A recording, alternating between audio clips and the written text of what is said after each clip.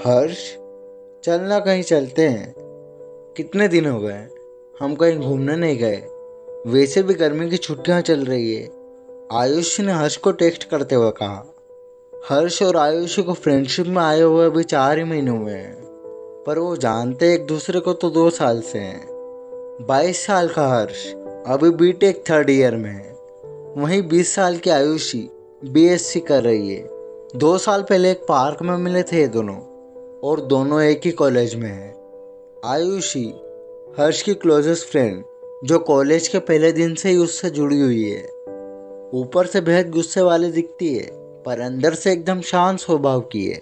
वो दोनों एक दूसरे के सीक्रेट कीपर्स भी हैं। कोई भी बात बेझिझक एक दूसरे से बांट सकते हैं। शिमला का प्लान बनाया और गाड़ी से हर्ष और आयुष रवाना हुए। ड्राइव तो करना आयुषी को ही आता था, बाकी हर्ष तो बस गाने चेंज करने में लगा था। वो दोनों बातें करते करते, यादें बुनते बुनते सफ़र को एंजॉय कर रहे थे। कुछ घंटों के बाद ये दोनों आखिर शिमला पहुंच ही गए थे। शिमला की वादियाँ, मानो वो दोनों जन्नत में आ गए थे। हल्की हल्की सी ठंडी हवा गर्मियों में कितनी अच्छी लगती है ना। वो दोनों कहीं उसमें खो से गए थे। फिर दोनों ने गाड़ी से अपना अपना सामान उतारा और वहीं कहीं ठहरने की व्यवस्था करने लगे। दोनों ने एक दूसरे का हाथ थामा और चलने लगे। चलते चलते रास्ते में उन्हें एक कपल मिला, जो उन दोनों जैसे ही शिमला ट्रिप पर आया हुआ था। हर्ष ने उन दोनों से कहा, हे सुनो गाइज, यहाँ हम रुकने की जगह ढूंढ रहे हैं। क्या तुम लोगों को कोई लोकेशन पता है? सामने से हर्ष को जवाब मिलता है, सेम यार गाइज, हम भी शिमला ट्रिप पर आए हुए हैं और वही लोकेशन ढूंढ रहे हैं।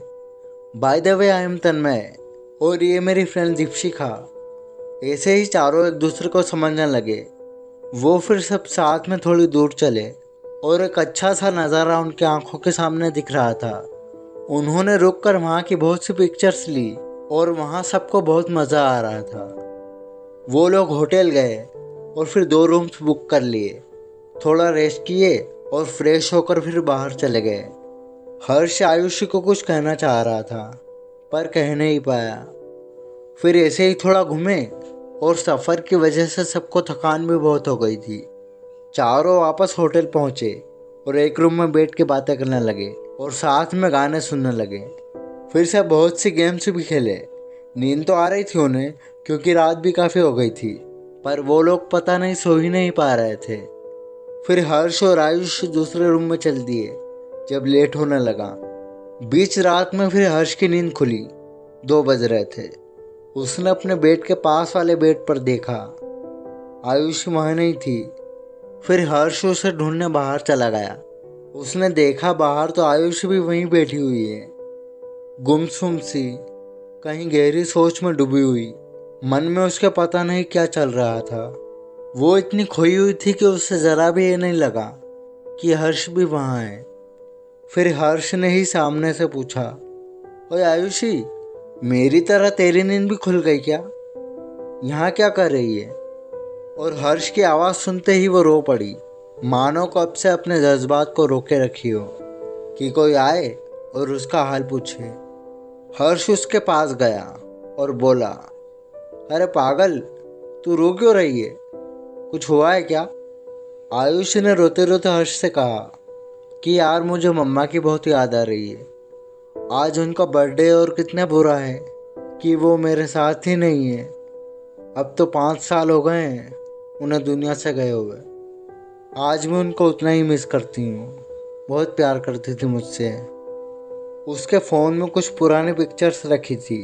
वो उन्हें हर्ष को दिखाने लगी और उन्हें देख देख कर रोते हुए थोड़ा थोड़ा हंसने लगी। आयुष हर्ष को वो सारी पुरानी यादें बताने लगी जो उसने अपनी मम्मा के साथ बिताई थी। हर्ष उसकी बातों को बड़ी गौर से सुन रहा था और उसे रोता देख उसकी भी आंखें भर आई।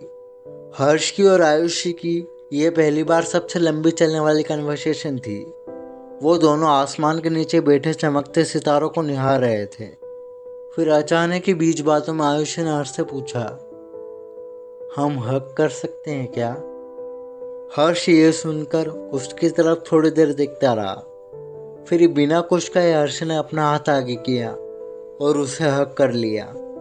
हर्ष समझ चुका था उसकी कंडीशन। उसे ज़रूरत थी किसी के साथ की।